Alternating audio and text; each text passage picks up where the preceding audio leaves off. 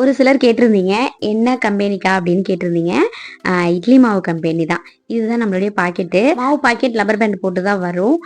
இப்போ வந்து ceiling packet ready பண்ணிட்டு இருக்கோம். கம்மியிலேருந்து ஒரு பாக்கெட் மாவு எடுத்துட்டு வந்துட்டு செவ்வாய்க்கிழமை நைட்டு இட்லி ஊற்றிட்டு முட்டைக்கோஸ் சட்னி தான் வச்சுருந்தேன். எப்பொழுதும் போல் முட்டைக்கோஸ் சட்னி வைக்காமல் கொஞ்சம் வித்தியாசமாக நிலக்கடலைலாம் போட்டு வச்சுருந்தேன். டேஸ்ட்டு சூப்பராக இருந்துச்சு. நீங்களும் ட்ரை பண்ணி பாருங்கள்.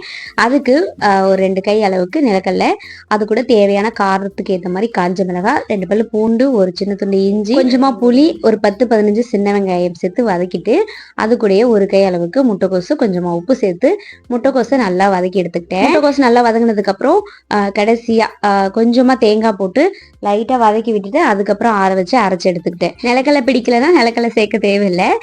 எப்பொழுதும் போல நான் அரைக்கிறது பச்சை மிளகாய் போட்டு நிலக்கடலை சேர்க்காம இந்த மாதிரி முட்டைக்கோஸ் சட்னி அரைப்பேன். அதுவுமே டேஸ்ட். இட்லி ஒரு பக்கம் வெந்தே முடிச்சுட்டு அடுத்து சட்னிக்கு ஒரு தாளிப்பை கொடுத்துட்டு சுட இட்லியோட வச்சு சாப்பிட்டுருந்தோம்.